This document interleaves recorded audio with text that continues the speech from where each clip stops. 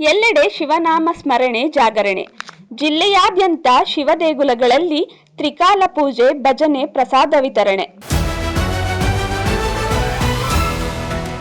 ಹಂಚ್ಯ ಸಾತಗಳ್ಳಿ ಸಮೀಪ ಘನತ್ಯಾಜ್ಯ ವಿಲೇವಾರಿ ಘಟಕ ನಿರ್ಮಾಣ ಕಾಮಗಾರಿ ಆರಂಭಗೊಂಡಿದ್ದು, ನಗರದಲ್ಲಿನ ಕಟ್ಟಡ ತ್ಯಾಜ್ಯ ವಿಲೇವಾರಿ ಸಮಸ್ಯೆಗೆ ಶೀಘ್ರ ಮುಕ್ತಿ ದೊರೆಯುವ ನಿರೀಕ್ಷೆಯಿದೆ.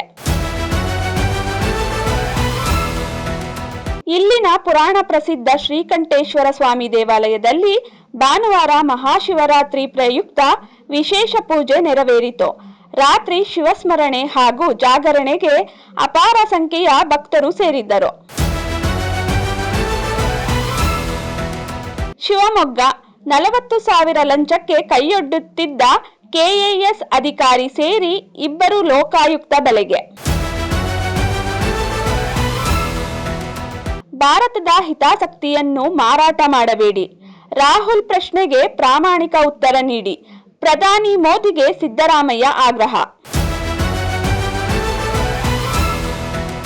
ಮದುವೆಗೆ ತೆರಳಿದ್ದ ಮಹಿಳೆ ನಿಗೂಢ ಕಣ್ಮರೆ ಕೇಸ್ಗೆ ಬಿಗ್ ಟ್ವಿಸ್ಟ್. ಕುಣಿಗಲ್ನಲ್ಲಿ ಲವ್ವರ್ ಮನೆಯಲ್ಲಿ ಪತ್ತೆ. ನಟ ವಿಜಯ್ ಅವರೊಂದಿಗೆ ಸಂಬಂಧ ಕಲ್ಪಿಸುವ ತಮ್ಮ ಕುರಿತಾದ ಹೇಳಿಕೆಗಳಿಗೆ ಸಂಬಂಧಿಸಿದಂತೆ ನಟಿ ತಮ್ಮ ಸಾಮಾಜಿಕ ಮಾಧ್ಯಮ ಖಾತೆಯಲ್ಲಿ ವಕೀಲರ ಮೂಲಕ ಹೇಳಿಕೆ ಬಿಡುಗಡೆ ಮಾಡಿದ್ದಾರೆ. ಕ್ಯಾಲಿಫೋರ್ನಿಯಾದಲ್ಲಿ ನಾಪತ್ತೆಯಾಗಿದ್ದ ಕರ್ನಾಟಕದ ಮೂಲದ ವಿದ್ಯಾರ್ಥಿ ಸಾಕೇತ್ ಶ್ರೀನಿವಾಸಯ್ಯ 6 ದಿನಗಳ ನಂತರ ಶವ ಪತ್ತೆ.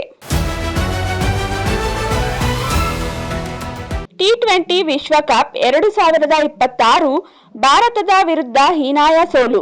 ಪಾಕ್ ಅಭಿಮಾನಿಗಳ ಆಕ್ರೋಶ, ಟಿವಿಗಳು ಧ್ವಂಸ.